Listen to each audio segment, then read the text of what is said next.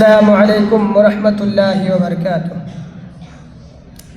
الحمد للہ رب العالمین والصلاة والسلام علی رسولہ الکریم، اما بعد فاعوذ باللہ من الشیطان الرجیم، بسم اللہ الرحمن الرحیم، والعصر ان الانسان لفی خسر۔ محترم صدر انجمن، حکم صاحبان، مشفق اساتذہ کرام، مہمانان اعظام اور میرے ہم نشین ساتھیوں، آج کے سالانہ بزم خطابت میں جس عنوان کو لے کر حاضر ہوا ہوں وہ ہے مسلم نوجوان اور وقت کا ضیاع۔ محترم حضرات، سب سے پہلے ہم جانتے ہیں کہ وقت کیا ہے۔ حضرات، وقت صرف گھڑی کی سوئیاں نہیں بلکہ انسان کی پوری زندگی کا سرمایہ ہے۔ وقت سب سے بڑی دولت ہے۔ جو وقت گزر گیا وہ نہ واپس آتا ہے اور نہ ہی اس کا بدل ملتا ہے۔ اسلام نے وقت کو غیر معمولی اہمیت دی ہے۔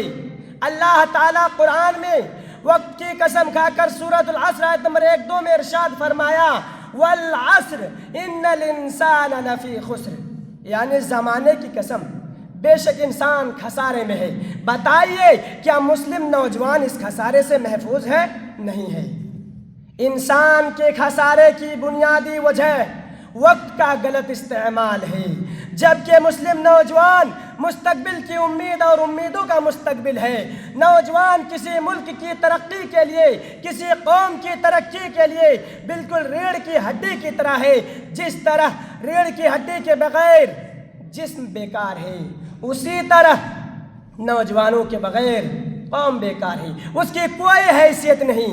ہر دور میں نوجوانوں کی ضرورت رہی، ماضی میں ضرورت تھی، آج بھی ضرورت ہے اور کل بھی نوجوانوں کی ضرورت رہے گی۔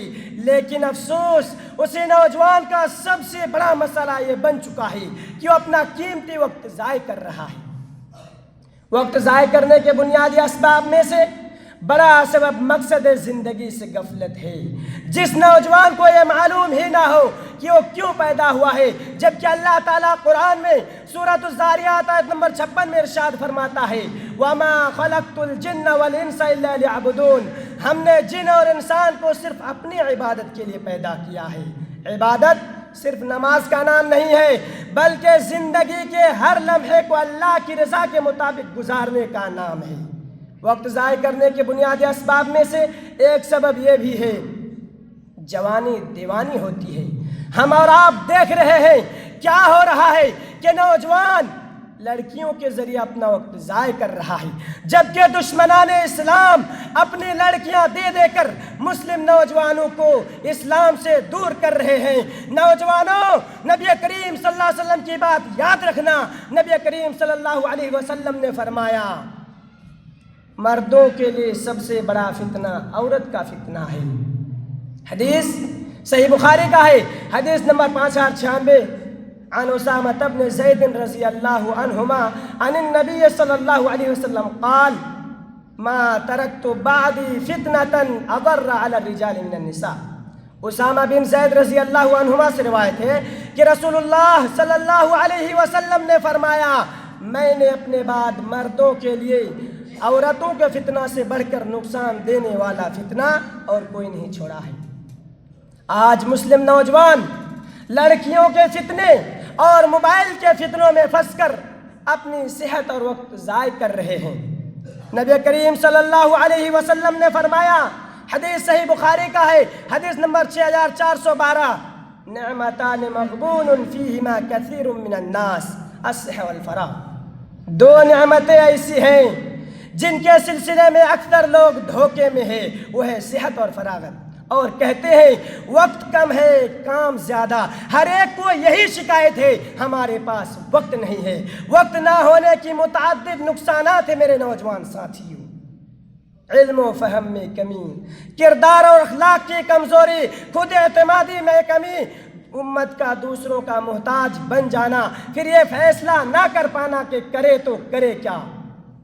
نوجوان ساتھیوں، میں یہ پیغام دیتا ہوں کہ نوجوان ساتھیوں، میں پیغام دیتا ہوں، نوجوانوں ذرا غور کرو، ہمارے اسلاف کیسے تھی، وہ بڑے اللہ والے تھے۔ علامہ اقبال نے کہا تھا، کبھی اے نوجوان مسلم تدبر بھی کیا تو نے، وہ کیا گردو تھا تو جس کا ایک ٹوٹا ہوا تارا۔ نوجوانوں اپنی اہمیت پہچانو، نہیں تیرا نشے من کسر سلطانی کے گنبد پر، تو شاہی ہے بسیرا کر پہاڑوں کے چٹانوں میں۔